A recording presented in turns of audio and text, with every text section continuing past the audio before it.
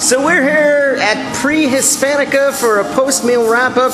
Had a fantastic meal here. We are with server Benjamin, and Benjamin, your last name, I'm sorry? Fox. Benjamin Fox did an outstanding job serving us tonight. We had an amazing meal, and at this point I'm going to turn it over to mainstream media food critic, reporter Chris Haynes. And Chris, you've got some questions for Benjamin. Yes, so I guess I will start with, we were talking earlier about bartending. Could you tell us about maybe your signature cocktail? Sure. I've been working a lot with gin lately because I feel like it's something that you really have to mix and have it be very well balanced. So one of the favorite drinks that I've been doing has been a fresh squeezed gin sour. A lot of that actually translates here because we do a lot of fresh squeezed juices for our margaritas.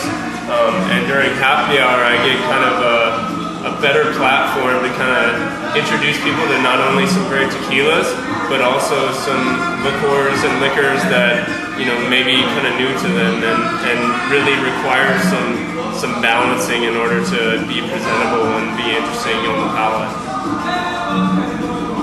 Okay, can you tell us a bit about, have you invented any cocktails yourself?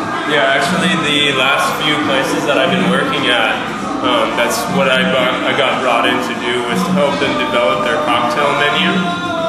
So I'm not only in charge of making sure that the standards at the bar are very high, but that we're going to have drinks that are new, fresh, and interesting, and that, you know, kind of push people's boundaries a little bit, introduce them to some new stuff, but also kind of, you know, create a classic twist. So a lot of nostalgic drinks that I've taken and twisted and added my own little flair. So, what's your process like for something like that, with marrying flavors and Sure. So it's kind of trial and error. It's one of those things where I have a general idea of where I'm going with it. I'll have an ingredient that maybe I'm really excited about. I try to use fresh fruits and vegetables and also other spices that we find in the kitchen, so that it's a little economical for the kitchen staff to provide it for us, but also that it's going to be the freshest possible.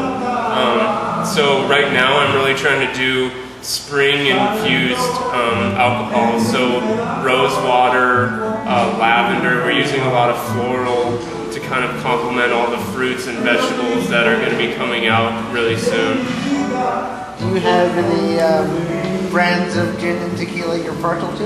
Yeah, I've been trying to use local gins, actually, because there's kind of been a revival lately of distillers in Portland really going back to the roots of Prohibition era style distilling.